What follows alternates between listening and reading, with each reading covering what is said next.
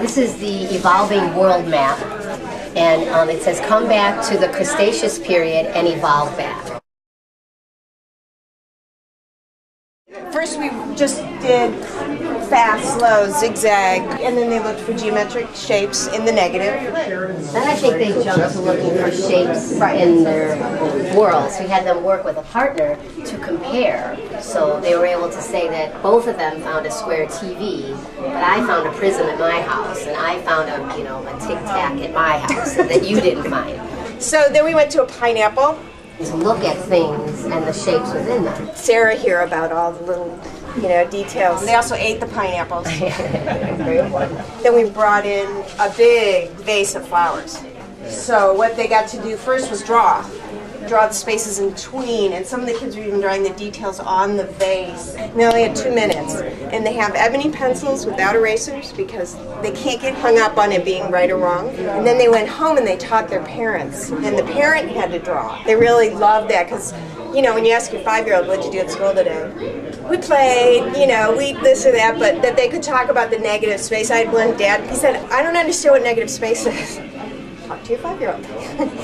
After they sketched, the teachers have the kids line up in a row.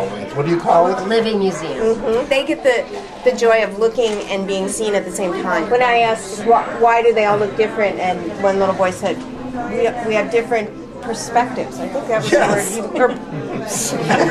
It put the kindergartners on such a different level than they're normally put on. They were in charge of their learning, and instead of an assembly, which is what we've done in the past, where we get up and we sing our song, each child was responsible for talking about their learning and realizing the work that they did to make themselves be a learner and a thinker.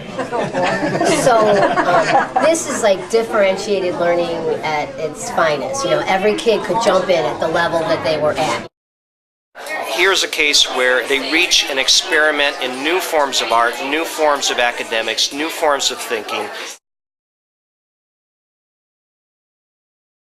The quilting project has been going on for quite a bit of time at Mark Sheridan. They do a lot of work on social issues that they actually deal with as 7th and 8th graders. A lot of the quilts dealing with gun violence. The smiley faces represent the people who support guns and don't want to see them go away, and the other red side is where the negative.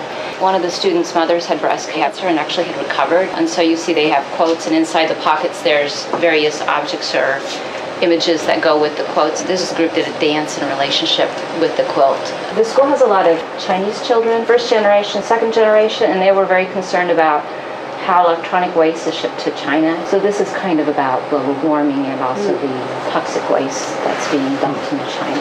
When they actually do a performance where words have to come out of their mouth, it's amazing what they say. The kids always do a performance with the quilt, so there's either poetry or rap. It's so that we can let the kids access multiple learning intelligence. We're really trying to see how visual arts versus performance art, what really gets a kid to actually participate in the group and grow up and do something remarkable and surprise us.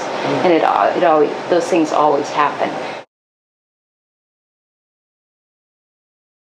To see my daughter go from kindergarten all the way through 8th grade, never missing a year of having her arts integration unit, is just fabulous for me. They get excited to have an artist come visit. They get excited to see their teachers excited. My particular son is kind of avant-garde to begin with, so this is right up his alley. We also bring in visual artists, we bring in musicians, we bring in writers, we bring in poetry, we bring in whatever we need. And students develop themselves as artists in all of those ways. I think students that stay with us for the entire K through 8 experience really see themselves as artists. They become really involved in the art making and the deep thinking that they have to do on the CAPE projects. And connect with curricular ideas that are powerful and important for them. It's going to definitely have an impact on the other subjects, and I never did that in high school.